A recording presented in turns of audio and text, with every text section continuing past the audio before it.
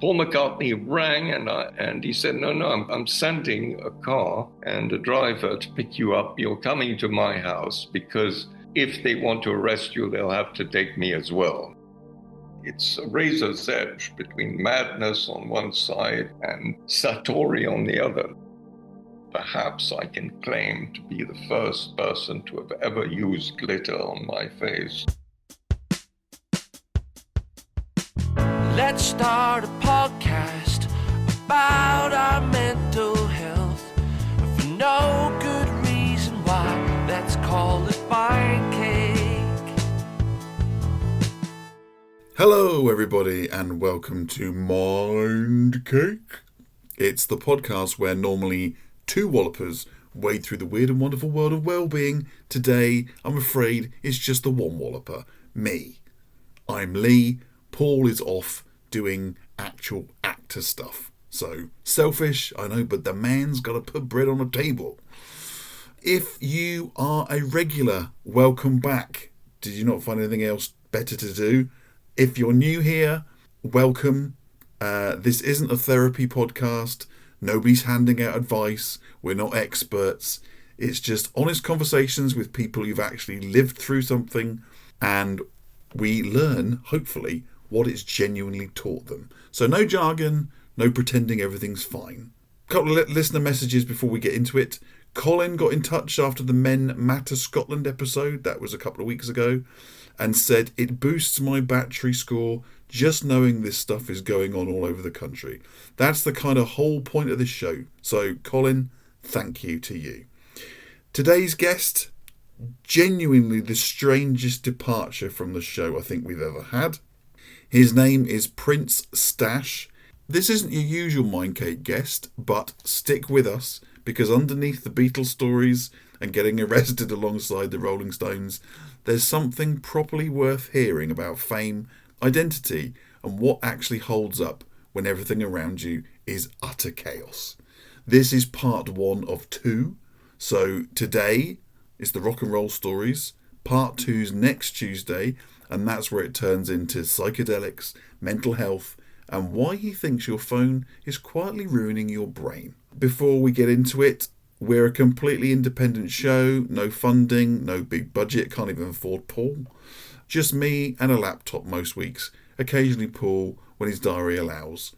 If you're on Facebook and follow us, the single biggest favour you can do us, which costs you nothing, tap invite friends on our page or share this episode to your feed. Right, well, without further ado, let's check the oven and get ourselves another slice of Mind Cake.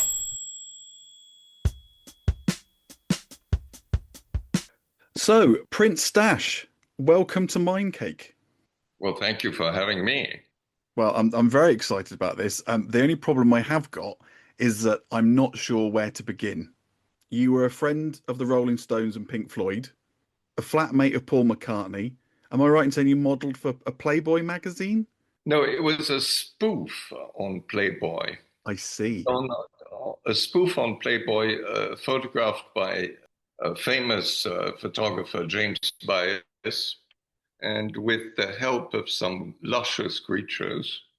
And we wanted to just make fun of the American would-be playboys of the whole Hefner ilk, because we found it so, amateurish, let's put it this way, this urban stance and the whole thing, Am I right in saying that you were featured as Harry Styles' dad in a Gucci campaign? Yes. Right. Well, there was a very elaborate sort of concept to the whole thing, and they spent a great deal of money on doing this thing. And so I expected, there was a storyboard and there was a whole storyline, and Harry Styles was was my son, as it were, I was the patriarch of this sort of glorified hippie commune type of thing. And that's within the context of a campaign called Mémoire d'une odeur that Gucci did. very lavish. They did use some splendid shots that appeared on buildings all over the world. I mean, massive, massive, 20, 30 stories high of this one image. Uh-huh. And then there was, I think I was for maybe 2 or 3 seconds in this thing that took a week to shoot. Oh, really? This dance in the castle, upper courtyard of my castle. I was coming on to that. So we haven't even done the intros yet. You turned down a lead role in the TV series The Monkees and now live in a 1,300-year-old castle in Italy. And in a beach house in Malibu. And in a beach house in California. Yeah. So that's just the intro. And I feel, having read quite a lot on you, that that's just the tip of the iceberg. Yes. Yes. Very much. The outer layer of Yes. the onion. Okay, well let's get into it. Before we get into you meeting the Rolling Stones and the Beatles, you played in a band with a close friend, Vince Taylor, who Yes. I believe was wildly charismatic, leather-clad icon, the inspiration for David Bowie's Ziggy Stardust. Yes. But obviously he had a very public psychological breakdown. And looking back at that now, I wonder how witnessing Vince's trajectory changed your views on the potential dangers of sort of rock stardom. Vince Taylor was a great artist and a great performer and a very imaginative guy. But like all artists, there is a fracture in the psyche that there could be a possibility that one would lose balance, and it's a razor's edge between madness on one side and Satori on the other, let's put it this way. Vince Taylor went into a kind of religious madness, where he no longer, but he was still extremely charismatic, and he did, people expected him to be this rock star and to perform, and indeed it was very unfortunate when it happened, because we were performing for his brother-in-law, a big-time tycoon in the entertainment world, who wanted to invest heavily into the band to go, during the British invasion of America. We would be in the next big thing as well. And we were a great stage band, really extraordinary and very visual and so on. And he had left behind the kind of black leather rocker type. He had his initial image that made him a star was that he was a sort of Elvis / Gene Vincent, a very good-looking Brit who was raised in America from childhood, and had been in California. So he had all the best of the American and the English combined. And at the time, there was P.J. Proby. I don't know if that name rings a bell. He was a marvelous singer and a great star in the 60s in England. And he had influence. He had a ponytail and so on. And so Vince was very influenced by the whole new scene in London, the sort of mid-60s pop scene, and had into his persona injected that with my influence, because I had this kind of extravagant, mod, neo-romantic persona with a dash of utter extravagance, with wearing a stripper in Paris had given me some glitter, and so perhaps I can claim to be the first person to have ever used glitter on my face. And were you not known as the Peacock? No, that's an appellation that the press Oh, bestowed. is it? Right, okay. Not at all. Nobody ever thought of such a name. But, it was that kind of thing. Yes, later on, Brian Jones and I were often described as dandies, whereas I always reprove people saying, no, no, dandies was the Beau Brummel type of thing, being so fastidiously elegant, Hmm. but as to be practically invisible, so elegant that there's nothing that you can, whereas that you can actually identify. Whereas we were more like les incroyables, those were people in the late directory before Bonaparte takes over Hmm. and becomes Napoleon, the empire, and so on. But that late period, in reaction to the French Revolution, to the terror and everything, in the aristocracy, led people to great sartorial extravagance. And that's, in a way, what, without wanting to do it, what the closest movement in fashion that you could relate it to Hmm. much more than to the dandies, Yeah. because we would go deliberately looking for transgender clothes, not to make a statement about transgenderism as it would be today, but to look for ways to diversify and make medieval tunics and things like that out of girls' dresses and things. And this you get that in Brian and wearing those types of clothes and Hmm. Monterey Pop. Hmm. Myself in our second court appearance wearing totally extravagant gear. When you say your second court appearance, Because was that to do with the Brian Jones drug bust? yes, that was a farcical, completely trumped up charges that were brought about because the establishment, there was a deliberate campaign in England by the establishment to eliminate the Rolling Stones, who were perceived to be a danger to society. Hmm. So they thought if they had Mick and Keith had been busted at Redlands and Keith's house in Sussex in farcical circumstances, and they were up on trial the day that, against all reasonable odds, they came to arrest us, thinking that, well, if they got Brian Jones, who was arguably one of the most popular figure and the founder of the Rolling Stones, they would decapitate the band, which left with just the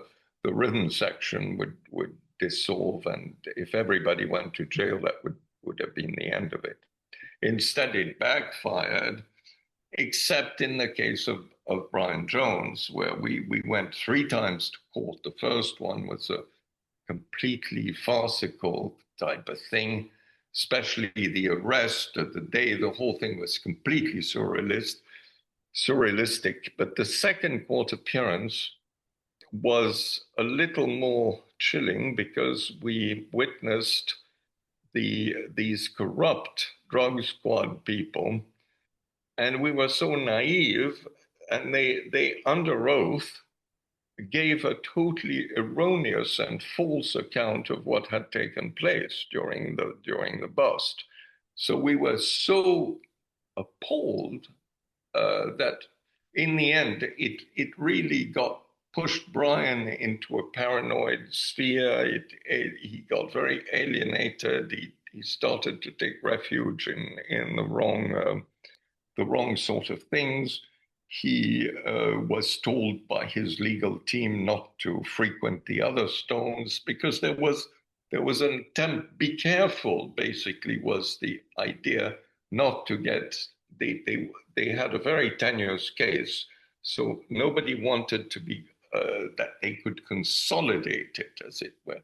But we ignored all those type of things. Mick, Keith, myself, Robert Fraser, everybody was a mutual support society. And Brian slightly, he came to see me, but he didn't see the other people. And and then he was persuaded in October of that same 1967 year to plead guilty to charges he was absolutely not guilty of. Worst thing was that they dropped the charges against me, which meant that in actual fact, the case was falling down. Yeah, they had But out nothing. of some misplaced sense of God knows what he wanted to atone for vis-a-vis his parents or something, he then decided to plead guilty, which was really the first couple of nails into his coffin, because he would not live 2 years after that. He would die, in 1969, less than 2 years later. Well, that was going to be one of my questions. It must be very difficult when something like that's going on to mentally compartmentalize, I guess, who you are from who the media and who the external, how did you separate the two? I mean, am I right in thinking that you went to stay with Paul McCartney after that? Well, while this happened, the day we were arrested, which I said is just one of the most bizarre days that ever occurred, with the press being told, with the TV camera crew having been told to set up at the right angle to see us coming out of the building, eventually under arrest. All that had been coordinated by the police, having announced what they were going to do. And so the press kept calling, and we couldn't believe that such a thing was even in the offing. And that, in a sense, was made the whole thing ridiculous. Anyway, to make a very long story short, when after this media circus that occurred at Chelsea police station, we had Brian's rolls brought to the front, all the report on, at least, who knows, tens of reporters and photographers were around it. And the cops sort of called a black cab and put us in the black cab in the back of the station. And we rode to the Hilton Hotel, rode the elevator right up to the penthouse apartment where Alan Klein was staying, and in the presidential suite. And there we saw ourselves on TV as we stepped out of the elevator, right. On the 6 o'clock news or whatever it was. It was absurd. And so Alan Klein pulled big time rank on the Hilton management to force them to give us rooms. They wanted to throw us out as soon as they heard we were in the building. And Alan Klein, much to his eternal credit, was threatened all kinds of sanctions against Hilton. And so they relented, gave us rooms there. And the next day, Paul McCartney rang up. And also that same evening, they tried to rearrest us, going to the West End to something in Brian's car. And then Paul McCartney rang, and I thought that he was ringing Brian. And he said, no, I'm calling you. I'm worried about you, and I'm sending a car and a driver to pick you up. You're coming to my house because you know what? They're going to try and rearrest you. And if they want to arrest you, they'll have to take me as well. And we're going to, and so the Beatles formed a real alliance. I was suddenly in an incredibly privileged situation of being a protégé of the band and being able to record with them and all that, because they wanted to do things for me. Mm-hmm. And Paul McCartney was extremely generous, having me there for quite a while. And so we had amazing adventures, and it was extraordinary. And it wasn't a flat, it was his Cavendish Avenue house in St. John's Wood. Mm-hmm. I just wonder what that safety and friendship looked like behind closed doors when the world outside is chaos. That must have been Well, a it was huge. wonderful, because the Beatles were such zany and wonderful and greatly creative people, and we had a fabulous time. We Mm, just, mm, riding around in John Lennon's psychedelic Rolls Royce's Phantom 5, was just amazing. And we had many, many extraordinary expeditions and adventures and so on that were, in fact, the inspiration to Magical Mystery Tour, to a lot of things that yeah. much watered down versions of what actually took on. Hmm. Hmm.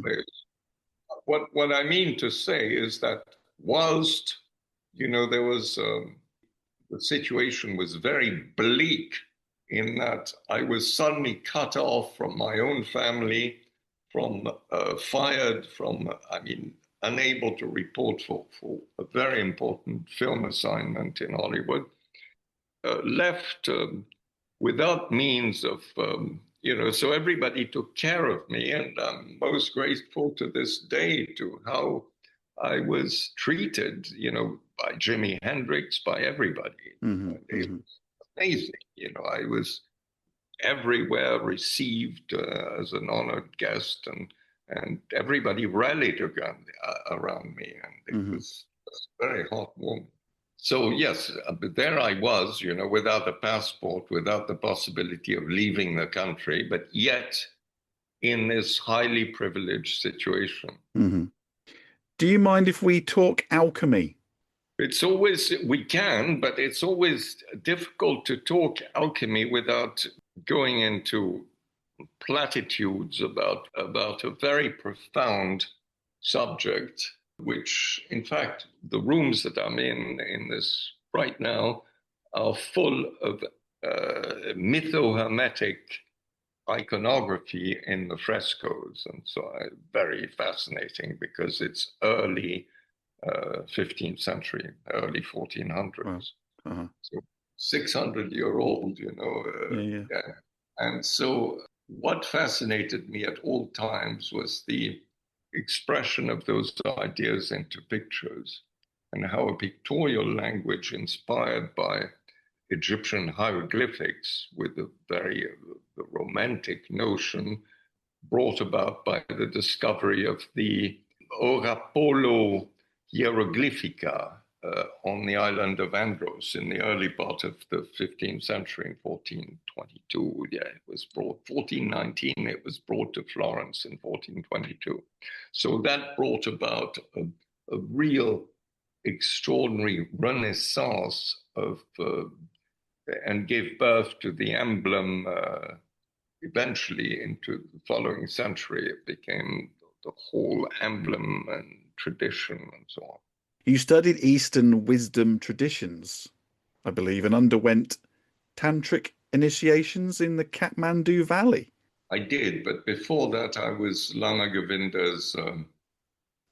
I studied Tibetology with Lama Govinda at the Kesar Devi Ashram in the Kumaon Himalayas, and how I got there in the most extraordinary way. And Lama Govinda, he had written some very important books, Foundations of Tibetan Mysticism, but the book that really inspired me to leave the rock and roll life behind and to go on a journey to the East was a book called The Way of the White Clouds. And so it was amazing how that was meant to be, how I wanted to be like Sir Richard Burton, who went to Mecca in Mufti. I wanted to do the same thing going to Tibet as a deaf-mute sadhu with a caravan of sadhus. And when I got to the rendezvous point, the man who was organizing the whole thing had just died. So it happened that I was in a Himalayan resort. Lama Govinda lived on a ridge, not accessible to vehicles, in a house given to him by W.Y. Evans Wentz, who wrote all those books about and had translated all the fundamental Tibetan texts. So I ended up there, and then I went on to Nepal and to various places. Yes, Mm-hmm. and I was the acolyte of the Chini Lama, and lots of adventures there too. I can imagine. And what do you think is the biggest lesson that Westerners miss? It's probably another complete podcast episode on its own. But is there any sort of the biggest lessons that you think that Westerners miss when it comes to finding peace and mastering the mind? Because we get like these, again, I was always going back to TikTok and what have you. We get these little sound bites, but the reality and like you said, what you've experienced, I would imagine is very, very different from the watered down version that we get in the West. Well, Tantra, for a start, is there's something now which is there's a fundamental dichotomy between what it became when it was transformed into a money-making yoga Mm-hmm. by somebody I knew very well, who popularized a form of tantric yoga. But it had very little to do with the kind of with Vajrayana, as it were. And Vajrayana practitioners in America face terrible troubles because Tantra is not for the faint of heart, nor is it for the sensitive little souls. You know, it's a very on the face of Western relationships that are based on, you know, people think, oh, it's a better way to intimacy or things like that. It's got nothing to do with any of that. Mm-hmm. If it uses sex, it uses sex as a purely, almost, you could call it an abstract device to achieve certain things, nothing to do with, strictly speaking, pleasure or intimacy. Mm-hmm. So the partners that are used are literally it's usage for a specific purpose. And Western devotees, especially female ones, were extremely put off if chosen by a Tibetan master to be their consort.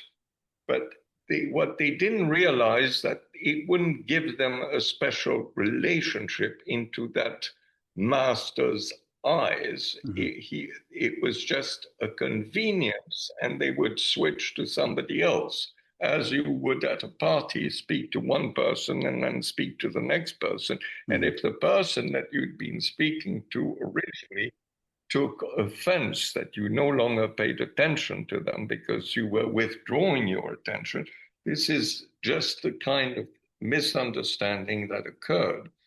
And the entire Tibetan circumstance of life, what this thing came from is also came from polyandry, you know, about polyandry, mm-hmm. when mm-hmm. a woman has many husbands, yeah, for reasons not dividing the land and so on. So you can imagine that only very young people are employed. So all this now in this 21st century with all its prissy neo-puritanical way is an absolute no to most people. They can't, they see it as some sort of demonic, predatory practice. And you can't speak about these matters very well to people because there's a complete confusion in levels. Well, pick the bones out of that.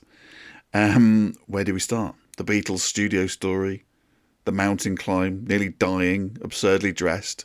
Truly fascinating guy. Obviously lived the most extraordinary life. And if you enjoyed that, then I suggest you tune in next week. Part 2 drops next Tuesday, and it goes somewhere completely different. We're discussing Syd Barrett, psychedelics, and one of the sharpest things anyone's said on the show about phones and mental health. And you will not want to miss the greatest piece of advice these ever been given. It is a first on Mindcake. I'm saying no more than that. You will not want to miss it. A few messages that have come in recently that I'd really like to share. Bobby, on the Men Matter Scotland episode, said Martin was engaging and knowledgeable advocate for seeking help, and that his idea of having more than one go-to pressure release activity really resonated. Bobby, yes, that one really stuck with me too. On the School Avoidance episode with Dr. Caroline Keenan, KingMod94 on Instagram said simply, finally, I'm so glad this is being discussed. And Malcolm on the same subject on Facebook said it's something he's been through with both his kids. And Malcolm, that's exactly why we do this. Before we go, I'd mention again, we're an independent podcast, and following us on whatever app you're listening to properly helps. If you want more of this between episodes, links to our WhatsApp group and newsletter are in the show notes. And remember, if you're on Facebook, invite a mate. Seriously, just one, that'll do. Double our listenership. That's how shows like this survive. To get in touch, the usual sliceofmindcake@gmail.com. And we haven't had any words from people from Blackpool, so I think we've got away with that. Until next time, thanks for listening. And in the words of Dr. Jan, don't be a dick.